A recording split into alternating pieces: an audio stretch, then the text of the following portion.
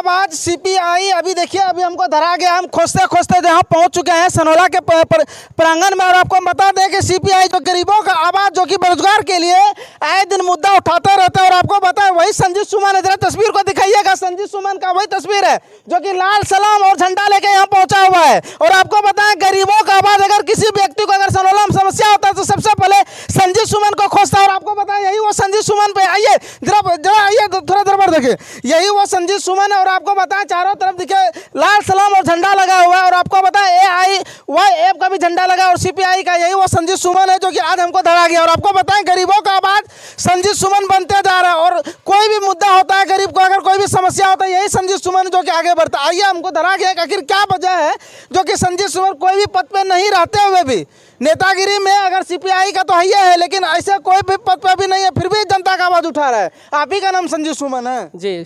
आप ही देखते हैं, पूरा जनता के लिए आवाज़ उठा रहे थे। क्या फायदा मिलता है महाराज? लोग जो है क्या कहते हैं, जनता के लिए लड़ता है, उसको केस हो जाता है और भी बहुत सारा समस्या हो जाता है। आपको डर नहीं लगता है? केस तो हमारे ऊपर भी होता है। जब जनता का काम करते हैं तो प्रशासन के खिलाफ लड़ते हैं, चाहे पुलिस प्रशासन हो, भ्रष्ट पुलिस प्रशासन हो, या फिर भ्रष्ट पदाधिकारी हो, प्रखंड का, अंचल का, अनुमंडल का, जिला का, तो उसके खिलाफ भारतीय कम्युनिस्ट पार्टी हमेशा संघर्ष करते आई है। एक कम्युनिस्ट पार्टी के सिपाही होने के नाते, एक वफादार सिपाही होने के नाते हम सबों का कर्तव्य है।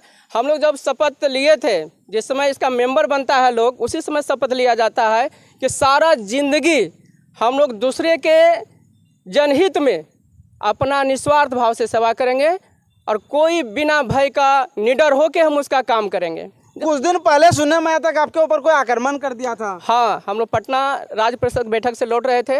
20 तारीख के रात में 11:08 पर पन्नू चक घोगा के पास में कुछ नकाबपोश अपराधियों ने हमला किया था, जो कि हम लोग बाल बच गए थे। ये आप सबों का और सारे शुभ चिंतकों का एक बहुत बड़ा दुआ आशीर्वाद था कि हम लोग वहाँ से जिंदा लौट के आ गए। फिर भी आपको डर नहीं लगता? इस तरह आक्रमण कर देता, आता नकाब पहन के, और जो है देखता है एक संजीव सुमन है, लोग पहचानना शुरू कर दिया, और देखता है संजीव सुमन जा रहा है और आपके ऊपर आक्रमण करता है। आपका मनोबल नहीं टूटता है? गरीब, हम भगत सिंह के रास्ते पर चलने वाले नौजवान हैं और इसका हम प्रदेश अध्यक्ष हैं, राष्ट्रीय कार्यकारिणी का मेंबर है। तो हम लोग भगत सिंह के रास्ते पर चलने वाले हैं, तो अगर हम अपना मौत से डर जाएं तो फिर ये हम लोग के लिए बस की बात नहीं, बल्कि हम लोग के लिए सौभाग्य की बात होगा कि लड़ते लड़ते अगर हमारा शहादत भी हो जाए तो हम अपने आप को गौरवान्वित महसूस करेंगे कि जनता के हित के लिए लड़ते रहा। और अंत में उन लोगों ने हमला करवाने का प्रयास किया जिनको अच्छा नहीं लग रहा था कि जनता के बीच में ये नहीं जाए, जनता का काम नहीं करे, प्रशासन के लोग जनता पर बेवजह झूठा मुकदमा में फंसाने का काम करे, उसको प्रताड़ित करे। BDO, CO, SDO, कलेक्टर जो है गरीब किसान मजदूर को जो काम उनसे होने लायक वो काम नहीं करे, उसका आवाज़ नहीं उठाए, तो ऐसे मनसूबे के साथ जो लोग पल रहा है, जो लोग उसको पाल रहा है, वही लोग हमला करवाने का काम कर सकता है। अच्छा, आज पूरा टीम के साथ कहाँ जा रहे हैं? आज हम लोग पूरे बिहार में राज्य स्तरीय भारतीय कम्युनिस्ट पार्टी का कार्यक्रम है, जिसमें महंगाई, बेरोजगारी के खिलाफ, और जो बढ़ती बेरोजगारी है तो ये देश के लिए एक बहुत भयावह स्थिति हो गया है। आज हमारे देश में अच्छे पत्रकारों के साथ उसको यानी कि हत्या कर दिया जा रहा है, जेल के सलाखों में बंद कर दिया जा रहा है, जो कि जनता की आवाज़ को हूबहू उठाने का काम करता है। वैसे साहित्यकार, वैसे लेखक, कवि आप देख रहे हैं, देश के लिए जो आवाज़ उठाया वो सलाखों में बंद किया जा रहा है। तो कब तक बंद करेगा? ये हिंदुस्तान है और भारत माता के इस सरजमीन पर एक नहीं लाखों वीर जवान पैदा लिए हैं। आएगा जाएगा, लेकिन ये जवानी जो वीरों की जवानी है, सुभद्रा कुमारी चौहान के बारे में आप लोग जानते होंगे, वीरों का कैसा हो बसंत।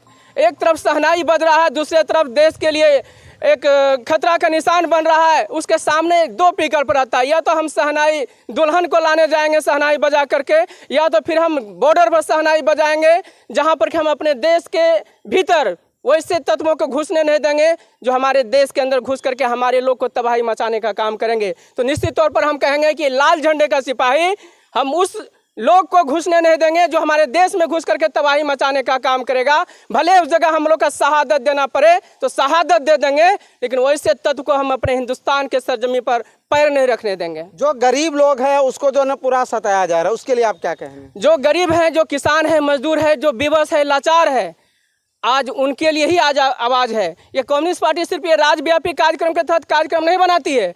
जहाँ जहाँ ऐसा घटनाएं होती है, भारतीय कम्युनिस्ट पार्टी का कोई ना कोई कैडर वहाँ पहुंचकर उसका तहकीकात करके उनके लिए लड़ता है। और यहाँ अंचल कमेटी के बैठक से लेकर जिला परिषद की बैठक में आवाज़ उठा करके राज्य तक भेजा जाता है। प्रशासनिक पदाधिकारी हो ये तो उस पर भी जाके दबाव बनाया जाता है कि नहीं आप वहाँ पर जांच करवाइए, नहीं तो इसके खिलाफ हम रोड पर उतरेंगे। जो आजकल आप देखते होंगे कि जो सच्चा पत्रकार जो सच निष्पक्ष खबर दिखाता है उसके ऊपर भी मुकदमा दर्ज हो जाता है।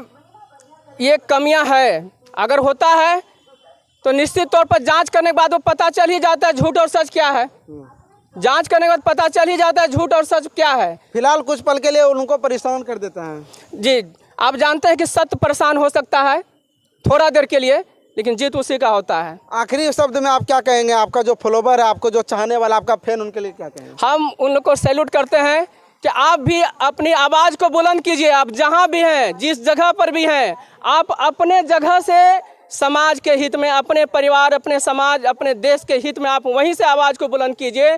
तभी एक हिंदुस्तान में एक आवाज़ निकलेगा, वो आवाज़ होगा इनकलाब का। और इनकलाब जब तक नहीं होगा तो वैसे भ्रष्ट पदाधिकारी, वैसे भ्रष्ट जाकर के राजनेता वो बाज नहीं आएगा। जब तक आपका आवाज़ बुलंद होगा तभी वो हरकेगा, आपसे डरेगा और वो चाहेगा कि ऐसे लोगों से मुंह ना लगाएं, क्योंकि ये सवाल करना सीख गया है, सही जवाब देना सीख गया है। आज इसी का तो डर मोदी जी को भी लग रहा है कि अब पढ़ा लिखा नौजवान हो गया है। बहुत सारे नौजवान जो यूट्यूब चलाते हैं, जो सोशल वर्कर है, सोशल मीडिया को चलाते हैं, उस पर काम कर रहे हैं, उनसे भी डरने लगा। इसलिए वो सच सवाल जो गांव में जाते हैं, घरों में जाते हैं, किसी के यहाँ चूल्हा रात में नहीं जल पाता है, उसका क्या व्यवस्था है वो नहीं देख पा रहा है। सरकार का जो मुलाजिम है, जो अफसर है, वो भी उसके घर तक नहीं पहुंच पा रहा है। जो पंचायतों में मुखिया बने वो भी घर पर नहीं पहुंच पाता है। जो पंचायत सचिव है वो भी उनके घर पर नहीं पहुँच पाता है कि रात में खाना नहीं खाया तो क्यों नहीं खा सका, उसके पास अनाज नहीं था तो क्यों नहीं इसको राशन कार्ड मिला। अभी भी वैसे वंचित लोग हैं जिसको राशन कार्ड नहीं मिला।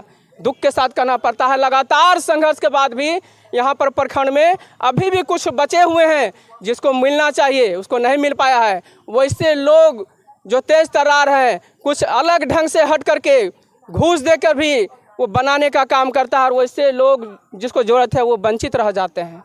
तो ये था छोटा सा इंटरव्यू संजीव सुमन का, जो कि आए दिन जो है इनके ऊपर हमला कर दिया जाता है, फिर भी निडर होकर के जो है गरीबों के लिए लड़ते रहता है। और आपको बताएं कि ये वो संजीव सुमन का चेहरा है। अगर भ्रष्ट पदाधिकारी होता है, इनका नाम सुनते हुए ही वो फटाक से गरीबों का काम कर देता है। यही वो संजीव सुमन है, और इसी का डर जो है बड़े बड़े अधिकारी को और बड़े बड़े नेता को होने लगा है, जिसके कारण आए दिन इसके ऊपर हमला कर देता है। तो ये है स्थिति। तो आपको क्या लगता है संजीव सुमन के विषय में, जो कि एक सनोला प्रखंड का एक ऐसा छवि बन चुका है जो कि लोग चाहना शुरू कर दिया है। तो आपको संजीव सुमन के विषय में क्या लिखना, अपना राय कमेंट बॉक्स में जरूर दें। आप देख रहे थे नज़ारा 24 न्यूज़, आपका भाई राजू कुमार रंजन के साथ। जय हिंद।